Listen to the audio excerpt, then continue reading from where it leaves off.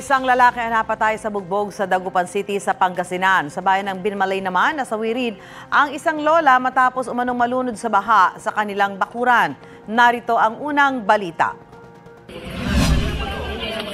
Nasawi ang isang babaeng 66 na taong gulang matapos umanong malunod sa baha sa kanilang bakuran sa barangay Baybay sa bayan ng Binmalay, Pangasinan. Ayon sa pulisya, mag-iigib dapat ng tubig ang biktima sa poso nang madulas at matumba sa baha na gatuhod ang lalim. May bali ang isang paa ng biktima at posibleng nahirapan daw tumayo o umahon. Tapos ring fracture sa right foot, ma'am, papilay-pilay. Kaya doon na siguro, ma'am, hindi na siya nakaano doon. Wala rin ibang tao sa lugar na mangyari ang insidente. Patay ang 20 taong gulang na si Ronald Pescador matapos umanong bugbugin sa Dagupan City.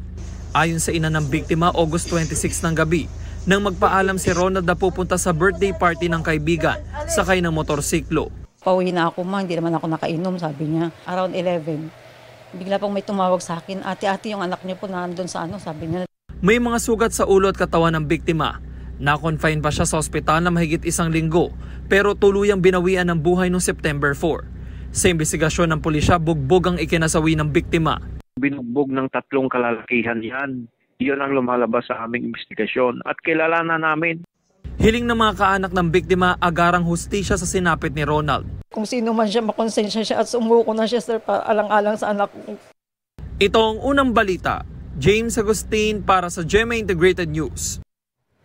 Mauna ka sa mga balita. Bisitahin at mag-subscribe sa GMA Integrated News sa YouTube. Sa mga kapuso abroad, samahan nyo kami sa GMA Pinoy TV at sa www.gmanews.tv.